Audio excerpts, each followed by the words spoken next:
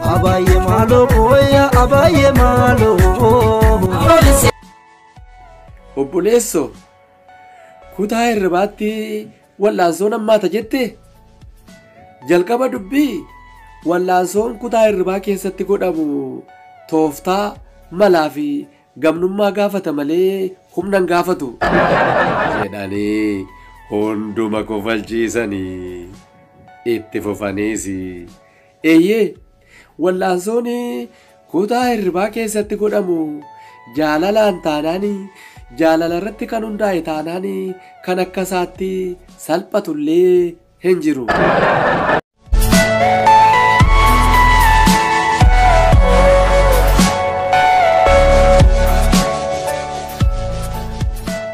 Akkuma yeroo darbe agartanii yeroo jalqabaa dubbachuuf hoggaa kaateetti dubartiin tokko ishee cinaa kaatee beeksisan qabaa carraa naaf kenni jettee yeroo ishee duraa gubdee gaafa guyyaa lammaffaa akkasuma gaafa isheen dubbachuuf jettu ammoo abbaa manaa fi manaa bakkeedhaa warra dhiyaa galanii carraa ishee duraa gubanii har'a yeroo sadaffaaf kaatee dhaabbattee jirti.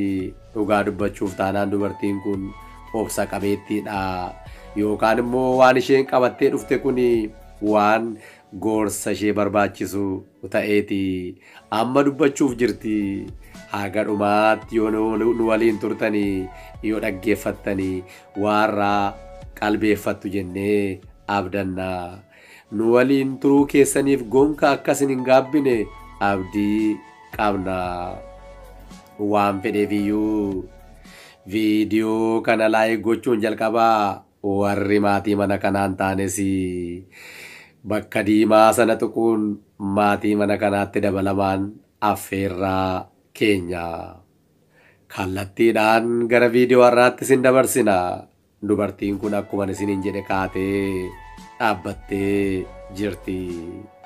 Eeyyee egaa guyyaa lama yeroo kana duraa gubdaniittu har'a akkasin duraan gubne abdiin qaba.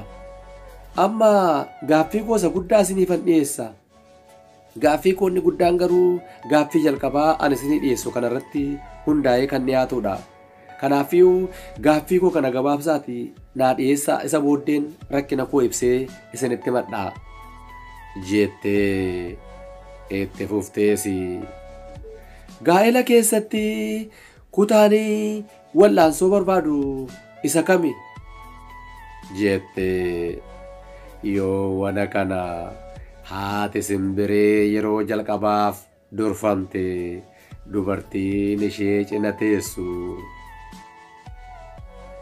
Gaa'ela keessatti kutaa wal'aansoo barbaadu tokko gaafa ulfaaniidha, lama gaafa hoosisaniidha, sadaffaa irratti immoo yeroo ijoollee guddisanii xiyyeeffannaa fi kunuunsu waan isa barbaachisuu fi wal'aansoo nama gaafata amantaa jedhuun qaba'ani jettee haati simbiree yoona kana akka nama hirriba keessaa ka'ee. Gaa'ela keessatti kutaanii wal'aansoo barbaadu isa kam jette? Sanumaayyuu kutaa qabaayi maaloo jettee jennaan namni kolfe. Anaa fi jalqabaa kaasee hanga dhumaatti gaa'elli wal'aansoo barbaachisa. Ammas namni dabalee kolfe. Dubartiin fuullee haadha simbiree jirtu garuu ani haadha simbireetiin nan morma. Gaa'elli kan wal'aansoo barbaachisu yeroo reefuu wal fuudhan sanaadha. Waggaan 5 jalqabarra jiru hanga amala walii baranitti yeroo itti wal'aansoo barbaachisuudha jedheen amana. Isaaniifis harki rukutame yoo wana kana namichi hojii humnaan bulan tokko yeroo jalqabaaf kan achirratti argamanii. Gaa'elli kutaa kutaadhaan addaan qoodanii kan wal'aansoo barbaachisu kutaa xiqqaa fi kutaa guddaa jechuuf jirtu ka? Anaafi jedhanii. From the beginning up to the end. Wallaansoo barbaachisa gaa'elli. Gaa'elli tigil ba tigil no. Hundumaa kofalchiisanii. Dubartii molqaaqqaanii yeroo lammaffaaf dhimma kanarratti hirmaatte. Gara dubartii gaaffii kana dhiyeessitee ilaalaa. Wallaansoo is a strong word, honey. There are up and downs throughout the years. We must have gone through them one by one. We deal with them one by one.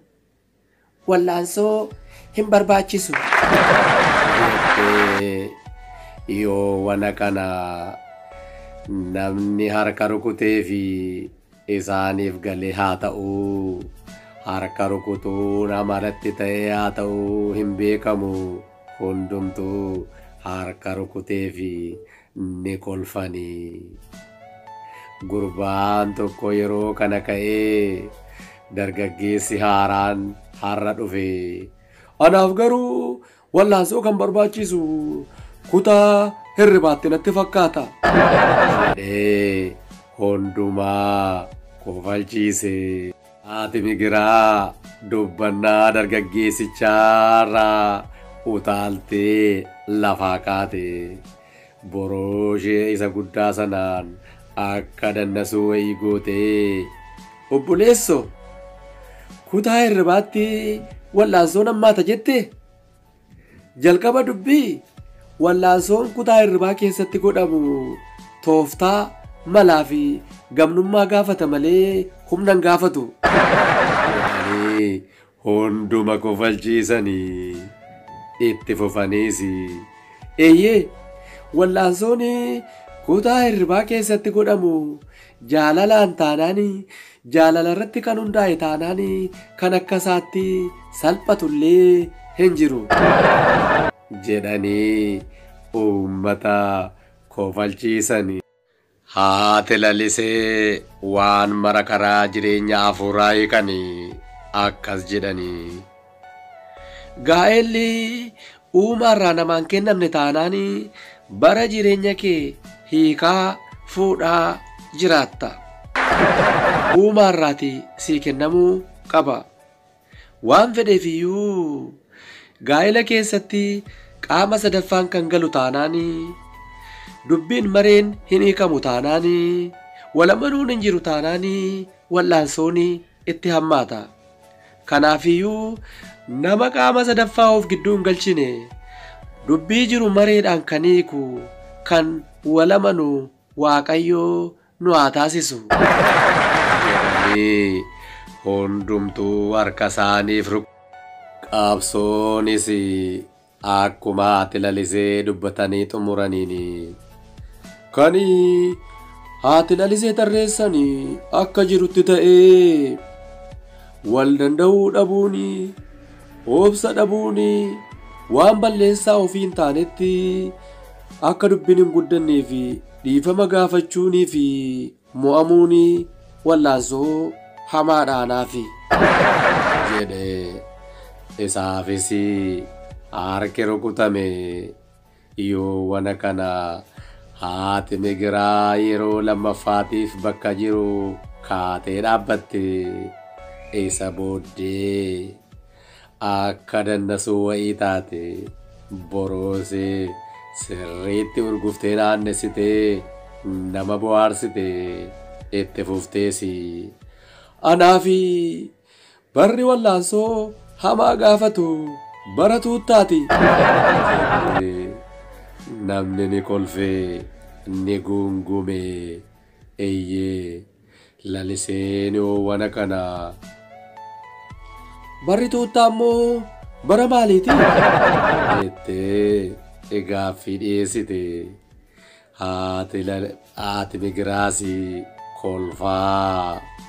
Eeyyee weel ingidi gaa'elli bara qullaa bara bijaamaa fi bara tuuttaa jedhamee bakka sadiitti addaan qoodama. Jettee hundumaa kofalchiifte kolfaa addaan cinne kolfanii laliseenis kolfaa. Haadha Migiraa maaliifi maaloo yaada nu balleessitu nu warra fuudhuufi qophaa'aa jiru maaliifi garaa nu boogeessitu maaloo maa inni adda baasaa nutti himaa jette yoo wana kana haati Migiraa dannasaa ilaame barri qullaayi akka reefuu gaa'ela dhaabbatteeni uffati yoo si gidduu ta'ellee uffati qaama keerra yoo jiraatellee gaa'ela kee kan xiqqeessu sitti fakkaata.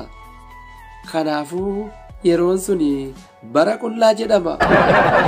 Xiqqoo akka tasgabboofteeni bijaamaa uffattee ciifta.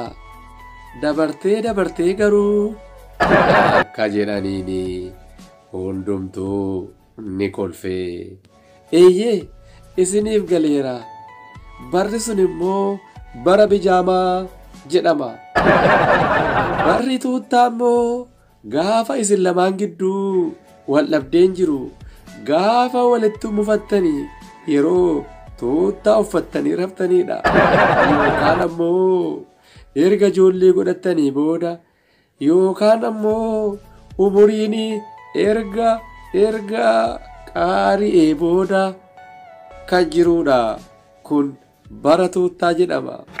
Barri tuuttaa kun bara wallaansoo hamaa gaafatuudha jedhanii hundumtuu dhugaa dubbachuuf taanaan ni wacee ni kolfee. Mannichi kolfaaf wacaan miilla tokkoon dhaabbate. Egaa akkuma armaan olitti dhageessanii gaa'ela keessatti kutaan wallaansoo barbaachisu kutaa kam akka ta'e irratti yaadi adda addaa kennameera. Eeyyee waggaa 5 jalqabaa kan jedhan jiru, jalqabaa kaasee haga dhumaa kan jedhan jiru, kutaa hirribaa kan jedhan jiru. Haati Migiraa immoo kunoo bara tuuttaatu wallaansoo gaafata jechaa jirti. Mee isin maal jettu? Yaada keessanii saanduqa koomentii yookaan saanduqa yaadaa jalatti barreessuu hin dagatinaa. Kutaa itti aanuun walitti deebinaa. Hangasitti nagaatti nagaan naaf turaa. Guddaa isin jaalladhaa, isin kabajaa. Nagaa.